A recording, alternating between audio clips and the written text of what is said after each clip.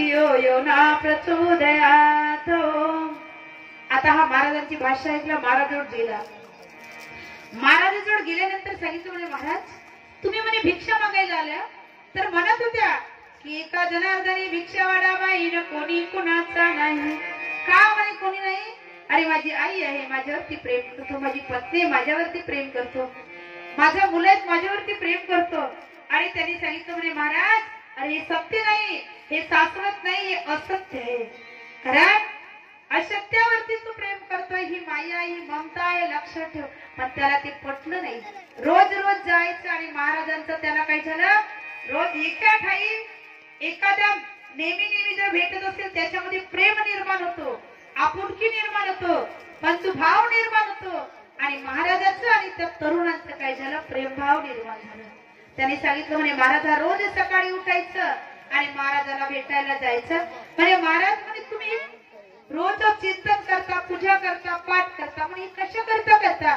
त्यांनी सांगितलं कारण आवडीने भावे हरिराम घेशी तुझी चिंता त्यासी असं. मग काय नको खेद करू कोणत्या गोष्टीचा न पती लक्ष्मीचा जाणत आहे. सकळ जीवाचा करीतो सांभाळ तुझ्या मोकली ना ऐशी नाही. जैशी तिथे आहे तैच्या परी आहे कौतुक पाये संचिताचे. मग काय झालं एका जनार्दनी भोग प्रलब्धाचा हरी कृपे त्याचा नाश झाला. म्हणे महाराज हरी कृपा तुम्ही त्याचा नाश झाला काहून. अरे भोग प्रलब्धाचे असं म्हणे कोणी कोणाचं नाही. हो म्हणे ऐक माझ्या लक्षात माझ्या म्हणण्याप्रमाणे वाघ कारण बोली तैसा चालेल त्याचे म्हणतावे पाहून. म्हणे काय करू महाराज तुझ्या पत्नीवर विश्वास आहे तुझ्या आई वडिलावर विश्वास आहे ना. मग तू असे कर म्हणे मी सांगण्याप्रमाणे आता तू घरी जा आणि घरी जाऊन झोप. म्हणे काय कांबळा घेऊन. कांबळा हा कसा आहे कांबळा हा गरम आहे. अर्ध्या तासामध्ये तुझं अंग गरम होईल म्हणे. आणि गरम झाल्यानंतर तू मला ताप जडलेला आहे असं सांग म्हणे. मग तुझ्या पत्नीचं तुझ्यावर किती प्रेम आहे तुझ्या आईवर किती प्रेम आहे तुझ्या वडिलाचं तुझ्यावर किती प्रेम आहे. आणि मग म्हणे मी येतो सकाळी तुझं प्रेम पाहायला. त्यांनी तसंच केलं. घरी गेला. दुपारची वेळ झाली. घोंगडी घालून झोपला. घोंगडी घालून झोपल्यानंतर काय झालं माऊली त्याचा अंग गरम झाला. पत्नी उठवते म्हणे बाळूचे पप्पा उठा ना. म्हणे काही मला उठवायचं उठवू नको मला त्रिविध ताप चढलाय मला अन्न पाणी काही गोड लागत नाही. आता तिनं उठा उठा म्हणल्यानंतर दोनदा आवाज मारला तीनदा आवाज मारला चौथ्यांदा आवाज मारला. बाळूचे पप्पा काही उठले नाही. तिने काढलं ताट खायला बसली. आई आली. आई म्हणते उठ रे बाळा. बाळू काही उठत नाही. वडील म्हणते उठ रे बाबा. सायंकाळची वेळ झाली. सगळे जेवायला बसले ताट करून. त्याच्या लक्षात आलं का साधू म्हणतोय म्हणे महाराज खरं आहे. आता दुसरी सकाळ झाली. महाराज आले किंद्री घेऊन. एका जनार्दनी भिक्षा वाढवाई एका जनार्दनी भिक्षा वाढवाई एका जनार्दनी भिक्षा वाढवाई एका जनार्दनी भिक्षा वाढवाई.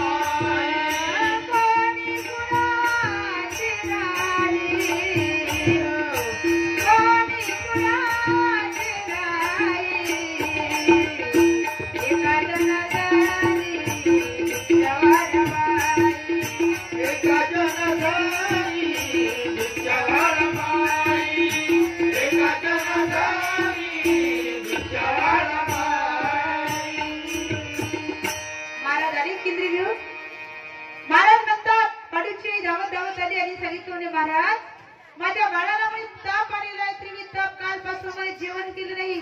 महाराज सांगतात म्हणे कोणता ताप आला त्रिविध ताप लौकिक आधी दैविक आणि आधी भौतिक.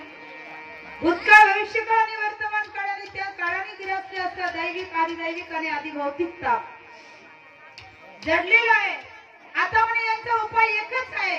मी काय करतो औषधी करून देतो पण तुमचा बाळू म्हणे बरं होईल पण जो औषधी पिळेल तो म्हणे मरेल.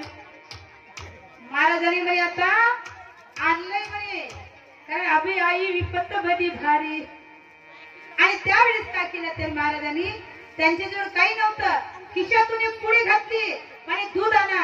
दुधामध्ये म्हणे प्रक्रिया करतो आहे आणि ते दूध म्हणे जो पिईल तो म्हणे मरेल पण बाळू म्हणे जिवंत होईल. असं आता त्यांनी काय केलं त्याच्यामध्ये हे आपल्या याच्यातून भिक्षेची जी झोडी होती त्या झोडीतून काढलं औषधी आणि त्या दुधात घातलं आणि घोरवलं मंत्रयुक्त केलं आणि सांगितलं म्हणे बाबा म्हणे तुम्ही प्या तुमचा बाळ जिवंत होईल. वडील म्हणते मी काय करू माझ्या मेल्यानंतर माझ्या बुडीचं कसं होईल. कारण म्हणे असे गेले कोटोकोटी ना काय लढू एकासाठी काय लढू एकासाठी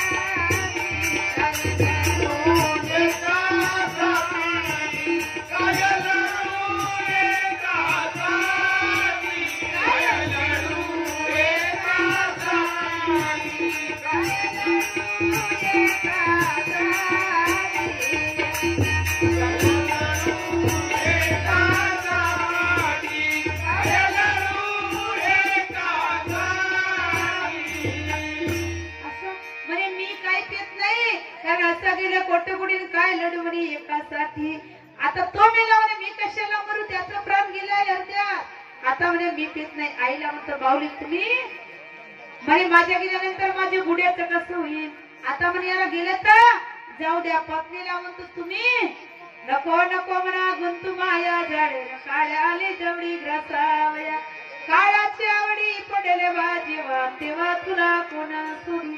सीतेची कामिना दूर राहे पुत्र सर्व संपत्तीचे अंतकाळी तुला सोडविना कोणी.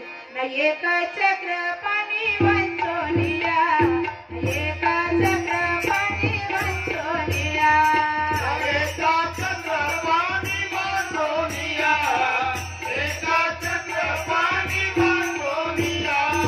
तुका म्हणे तुला सोडविना कोणी सोडविना कोणी.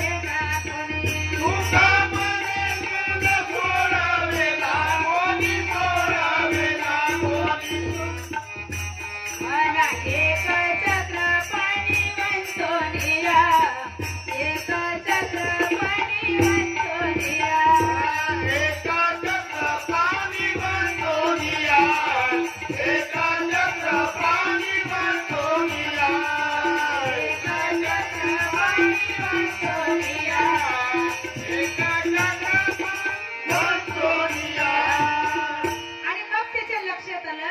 आई प्यायला तयार नाही मुलगा वडीलही प्यायला तयार नाही पत्नी प्यायला तयार नाही. महाराज म्हणतात आता म्हणे मी पिऊ का. मी पेले तर म्हणे आता तुमचं बाळू जिवंत होईल. त्याने सांगितलं आईने पत्नीने घे म्हणे महाराज घ्या. कारण महाराज होता संन्यासी. कारण म्हणे महाराज मेला तरी चालेल पण आम्ही कारण आम्ही त्याच्यासाठी मरणार नाही. मग वंदने महाराज म्हणतात तुझे जीव तुझा प्रिय जैसा तसा इतरांना नाही का आहे ना. मग याला जीव याला प्रिय असला तर दुसऱ्याची हिंसा केला असता का. बकऱ्याची मरखड्याच्या पोटात राहिली असती का. आणि म्हणून प्रेम करा सर्वांचा लोभ करा सर्वांचा पण भक्ती विना उधार नाही कुणाचा. आणि त्याच्या लक्षात आलं की साधू म्हणतो हे खरं आहे. कारण अंती जाशील एकल्याच प्राण माझे माझे म्हणून नाही रे नाही कुणा नाही रे नाही कुणा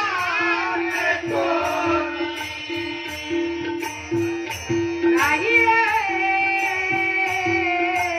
नाही कुणा नाही रे नाही कुणा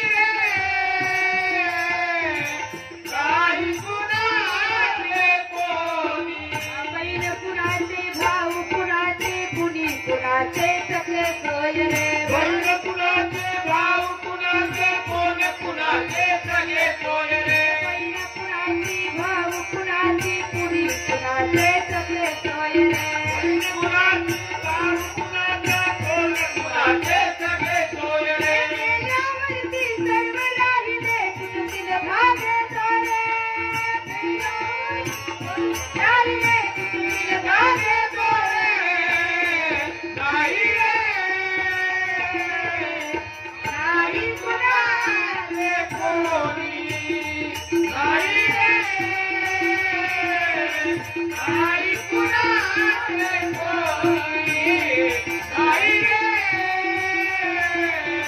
नाही कुणाचे कोणी आणि विचार करा मग कोण कोणाचं एवढ्या वरती माया मोहामध्ये आपण फसून राहतो मला कारण बहीण कुणाची भाऊ कुणाचा कुणी कुणाची सखी सोयरे आणि मग त्याच्या लक्षात आलं कारण की आम्ही म्हणत होतो अरे आणि म्हणून संत सांगती ऐकत नाही इंद्रियाचे ऐकितो ना कीर्तनी परिमाण डुलविने कोहणे बकर खातो रे बाबा कशाला पंढरी जातो वडील जनाचं श्राद्ध करा या गंगेमध्ये पिंड देतो आणि म्हणून महाराजांनी त्याचं सखोल विषयीचं काही केलं चिंतन केलं आणि चिंतन ठेवून आम्हापुढे आदर्श ठेवला कारण की जी समोरची पिढी आहे ती काय होईल उत्तम संस्कार होईल उत्तम व्यवहार करेल आणि चांगल्या पद्धतीने जीवन जगेल आणि म्हणून माझ्या ग्रामनाथाला त्यांनी काय दिली गीता दान दिली ग्राम गीता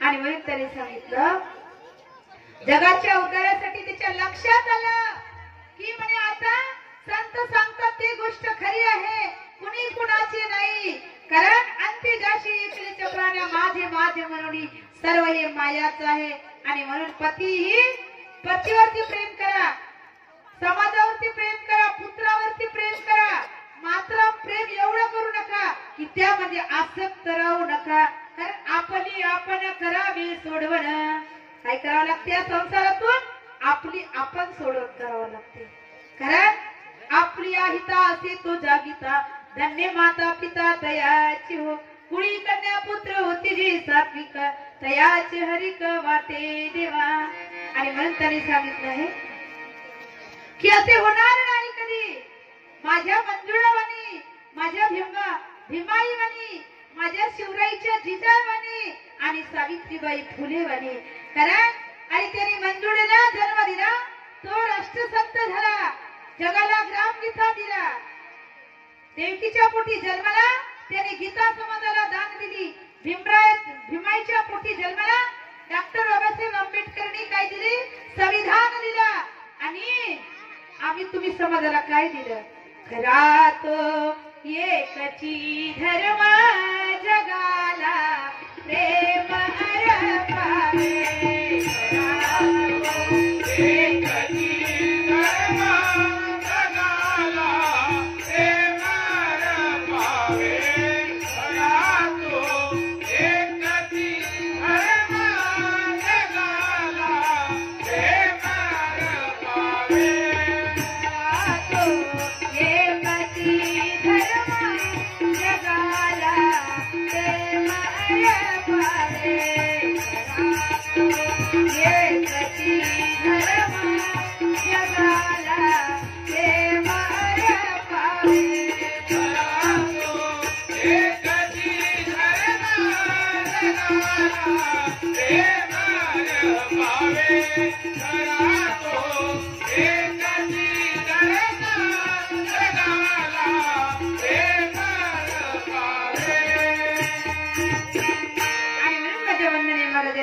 प्रेम दिलं की त्याच्या छत्राच्या छायाखाली हजारो कल्पवृक्षाचे जीव छायेखाली बसले एकच नाही तर कोटी जीव त्याच्या छत्राखाली त्यांच्या विचारावर जगतात असं त्यांनी समाजाला प्रेम दिलं आणि म्हणून त्यांनी सांगितलं स्वतःला कॅन्सरचा रोग झाला तरी त्यांनी रोगाला बरी पडले नाही आणि समाजासाठी नागपूर सारख्या शहरामध्ये हॉस्पिटल काढलं त्याचं नाव आहे संत आणि म्हणून अशा संतांच्या विचारावर काय करा मंथन करा त्याच्या विचार आत्मसात करा आणि त्याच्या आचरणात आणा की जेणेकरून तुमच्या जीवनाचा चाप काय होईल सुरळीत चालेल आणि शेवटपर्यंत तो रथ तुम्हाला साथ देईल आणि कोणता रथ आहे हा शरीर रूपी रथ आहे याच्यामध्ये जो स्वार्थ आहे आत्मा त्याचं चिंतन करा त्याला व्यसनात घालू नका त्याला फासनात घालू नका त्याला मायात काय करू नका भुलवू नका आणि म्हणून त्यांनी सांगितलंय की हा मन आहे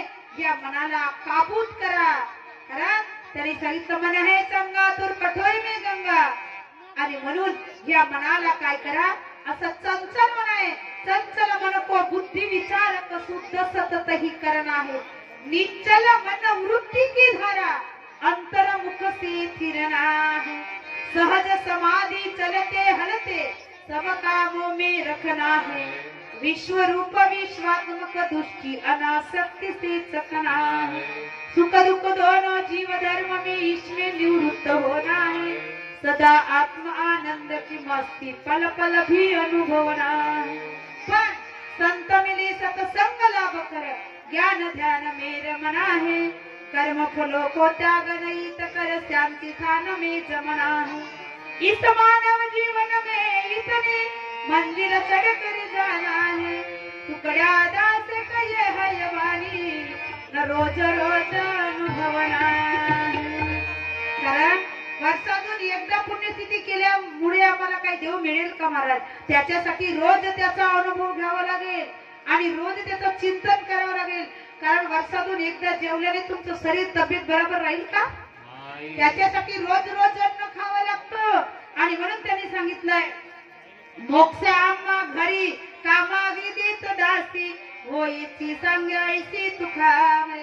आणि ज्याच्या घरी नित्यनामी भजन पूजन कीर्तन सत्संग प्राणायाम होत असेल तर त्याची वाट पाहतो देव सुद्धा त्या दिवसाची वाट पाहत असतो। कारण संतांच्या घरी भजन पूजन न त्याची वाट पाहे नारायण। आणि म्हणून महाराज मी जास्त वेळ घेणार नाही, उद्या रामधुमाला, कारण टायमिंग म्हणे वेळेला खूप महत्व आहे। वेळेवरच रामधूम निघाली पाहिजे, वेळेवरच काय झालं पाहिजे, आपलं कालारूपाचं समारोप झालं पाहिजे। आणि सगळ्यांनी आजच्या दिवशी जसं हजेरी लावलं तसं उद्याच्या दिवशी सुद्धा आपल्या वंदनीय महाराजांचा मान, आणि त्यांनी आम्हाला काय मिळवला, माणसाला माणसामध्ये आणलं, त्याचं नाव आहे संत। आणि म्हणून त्याचा आपला अभिमान असायला पाहिजे की ज्या भूमीमध्ये माझा जन्म झाला मी त्याच्यासाठी एक दिवस निश्चितच सेवा देणार। हे प्रत्येकाच्या हृदयामध्ये करवळा आला पाहिजे। जर आम्हाला करवळा येत नसेल, आम्हाला त्याच्याबद्दल आदर नसेल तर आपलं जगणं काय व्यर्थ आहे महाराज। अरे ज्याने आपलं अख्खं आयुष्य आमच्यासाठी समाजासाठी झिजवलं, मग त्याच्यासाठी एक दिवस दिला तर काय हरकत आहे? अरे पैसा पैसा पैसा। आणि म्हणून त्यांनी सांगितलंय हा जमाने का पागल बना देता पैसा, जमाने को पागल बना देता पैसा, जमाने को पागल बना देता पैसा, जमाने को पागल बना देता पैसा, ये जमाने को पागल बना देता पैसा, प्रभु तेरी माया का एक खेल कैसा, प्रभु तेरी माया का एक खेल कैसा, जमाने का पागल बना देता पैसा, जमाने का पागल बना देता पैसा, जमाने को पागल बना देता पैसा, जमाने को पागल बना देता पैसा, जमाने को पागल बना देता पैसा। देखो देखो देख यही पैसे की कदर है, छोटा बड़ा पैसा है, पैसे की नजर है, भले भले आदमी को गिरा देता पैसा, भले भले आदमी को गिरा देता पैसा। आता प्रभु तेरी माया का है खेल कैसा, प्रभु तेरा माया का है खेल कैसा, ये खेल कैसा, जमाने का पागल बना देता पैसा, जमाने का पागल बना देता पैसा, हे प्रभु तेरी माया का है खेल कैसा, प्रभु तेरी माया का है खेल कैसा, जमाने को पागल बना देता पैसा, जमाने को पागल बना देता पैसा, जमाने को पागल बना देता पैसा। आणि म्हणून महाराज आम्हाला आणि जमाने पागल बनवलेलं आहे। आणि म्हणून एक दिवस महाराजांची पुण्य स्मरण करून आपण काय करायचं आहे, आठवण ठेवायचं आहे आणि आठवण ठेवून त्याचं चरित्र जपायचं आहे. आपल्या मुलाबाळावर संस्कार द्यायचा आहे. तुम्ही येऊ नका माई माऊल्यांनो, पण मी तुला एक वेळ रिक्वेस्ट करतो, जर सामुदायिक प्रार्थना नित्य होत असेल तर आपल्या मुलांना पाठवा, कारण त्यामध्ये गिळलं जाईल कोवळ्या कळ्या माझी लपणे रवींद्र शिवाजी आणि ते विकसती आणि समोर समाजात भवितव्यात कामात येणार आहेत ते जीव. आणि म्हणून त्याला आता घडवणं खूप मोलाचं आहे महाराज, कारण आता घडवणं खूप मोलाचं आहे. कारण लहान मुला जन्म बोलतात बाळ ही कोडी कॅसीट असते आणि जे जे आपण त्याच्यावर संस्कार बीज रूपी देऊ आणि ते त्याच्यावर उगवणार आहेत. आणि म्हणून तुमच्या गावामध्ये सामुदायिक प्रार्थनेवाले दिसतात ना, मला एवढा आनंद वाटतो. कारण धन्य त्याचं मायबाप की अशा पुत्रांना जन्म दिलं की ते वंदनीय महाराजांच्या कार्यामध्ये लागलेले आहेत. आणि म्हणून असं पुत्र होणे, चांगला पुत्र होणे म्हणजे आई वडिलांचा सन्मान आहे आणि कुपुत्र होणे म्हणजे आई वडिलांना जिवंत जाळतात महाराज. आणि म्हणून कुपुत्र होऊ नका. ज्या भारत देशामध्ये आईचा सन्मान होतो त्या भारत देशामध्ये आता रुद्र आश्रम बनलेले आहेत. किती आपल्या भारताचा अभिमान नष्ट झालेला आहे महाराज. आणि माझ्या महाराजांनी मोठं सुंदर सांगितलं, तन मन धन से सदा सुखी व भारत देश हमारा. मग सुखी झाला का आपला देश? काही झाला. आणि म्हणून काही नको करा, पण आपल्या प्रामाणिकपणे आई वडील असेल त्यांचा आदर करा. त्यांच्या म्हणण्याप्रमाणे कोणत्याच आई वडिलाला वाटत नाही की माझ्या मुलाचं हित व्हावं नाही, माझ्या मुलाचं वाईट व्हावं, असं कोणाच आई वडिलाला वाटत नाही. पण आजचा मुलगा व्यसनाधीन झालाय, फेसनाधीन झालाय, आई वडिलाचं मानून राहिलं नाही आणि अख्ख्या आयुष्य बाप जिवंतपणामध्ये पुत्राची रयत नेतो, मशानभूमीत नेतो. हे कोणाची कर्मगती आहे? हे आमची आहे. 21 वर्षाची माऊली आमची विधवा होतो, तिच्या कपाळाला कुंकू नाही. कशामुळे? आमच्या चरित्र्यामुळे. अरे एवढा महाराष्ट्राचं चरित्र आहे की कोणत्याच विषयामध्ये कमी नाही, पण आपण आपल्या देशाला आम्ही कमी लेखतो आहे. ती संस्कृती जपत नाही, इंग्रजांची संस्कृती जपतो. आपल्या महाराजांनी सांगितलंय आम्हाला का कोणत्याही कामाची सुरुवात मंगलमय दीपाने करावा. तुम्ही आपल्या पोराची सुरुवात पहिला वाढदिवस ठेवता, त्याच्या जीवनातला दिवा विजवता. लक्षात ठेवा, दिवा विजवून वाढदिवस करू नका. अरे जीवात उजळून वाढदिवस करा की त्याच्या जीवनाचा उज्ज्वल होईल. असे करा तर तुमची संस्कृती तुमच्या जवळ राहील, नाहीतर तुमचा पोरगा तुमची वाट लावल्याशिवाय सोडणार नाही. लक्षात ठेवा, कारण आता जर आम्ही त्या संस्कृत बीज रोवलं नाही तर, कारण समोर खोर कलियुग येणार आहे आणि त्यामध्ये बिकट वादळ आहे आणि त्या वादळामध्ये आम्ही तुम्ही सापडणार आहोत. आणि म्हणून आमच्या संतांनी आम्हाला पेरून ठेवलेली जी भूमी आहे त्या भूमीला जर आम्ही नांगरलं नाही, तिची चांगली पेरणी केली नाही, मशागत केली नाही तर आपलं पेरलेलं बी वाया गेल्याशिवाय राहणार. लक्षात ठेवा, ही संतांची भूमी आहे. मला आदर्श आहे की ज्या भारत देशामध्ये कृष्ण जन्मला, तिथं राम जन्मला आणि तेथे माझा जन्म झाला. कारण मी घेईन आम्ही जन्म याच्यासाठी देवा आणि तुझी चरण सेवा साधा वया. अख्ख्या आयुष्यामध्ये माझं जीवन भगवंतानी कुठं घालवलं? या कीर्तनात घालवलं. कारण उत्तम प्रकारे उत्तम व्यवहाराने धन कमवलं, त्याला कधी कमी पडत नाही. आणि म्हणून माझ्या महाराजांनी सांगितलं आहे, अरे माणसाच्या जीवनामध्ये काय केलं पाहिजे? त्यांनी सांगितलं आहे, पेटले चौकुडी ही आग लागली. आणि आता उठा, सावध व्हायचंय आपल्याला. या कलियुगामध्ये प्रेम भक्ती विना कलियुगात नाही आणि साध्य होणार नाही. आणि म्हणून प्रेम करा, प्रार्थनेतून प्रेम निर्माण होतो, आपुलकी निर्माण होतो, बंधुभाव निर्माण होतो. कोण्याही जातीचा असो, सर्व आहे एकच सार. शुद्ध करावया हृदय मंदिर, सुखी करावी चराचर, तेनेच पावे सदगती. आणि म्हणून त्याने सांगितलंय, राजहंस तूच पुरविता, दूध आणि पाण्याची होई भिन्नता, तैशीच ज्ञान स्पर्श चित्ता, दोष उपदेश उमजे.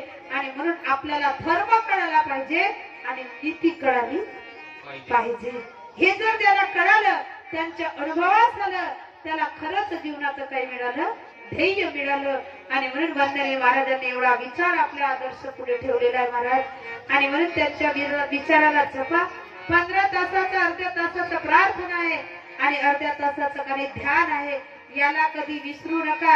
हे तुमच्या जीवनाची पुंजी आहे, लक्षात ठेवा. मरेपर्यंत तुमच्या सोबत तीच येणार आहे. त्यांनी सांगितलंय ना सोना ना चांदी ना काम आएगा आणि एक दिन पिंजरे से पंछी निकल जाएगा. मग तुम्ही काय करणार आहात? आणि म्हणून बलवान व्हा, शक्तिवान व्हा. शरीर बल वाढवण्यासाठी प्राणायाम करा, आत्मचिंतन करा, लक्षावून साधवा. कारण ध्यान म्हणजे लक्ष. कारण की आपल्याला जर कोणत्याही कामामध्ये यशस्वी जर व्हायचं असेल तर त्याचं चिंतन आणि नियोजन करावं लागेल, तरच माणूस यशस्वी होईल. आणि म्हणून सगळ्यांनी, कारण मी वेळ घेत नाही, उद्या सकाळच्या ध्यानाला यायचं आहे, रामधूमला यायचं आहे आणि जी जी सेवा दिलेली आहे ती पूर्ण करायची आहे. सगळ्यांना एकदा भजन करा. त्यांनी सांगितलं हा हा हा झाले समाधान तुझे देखिले चरण, झाले समाधान तुझे देखिले चरण.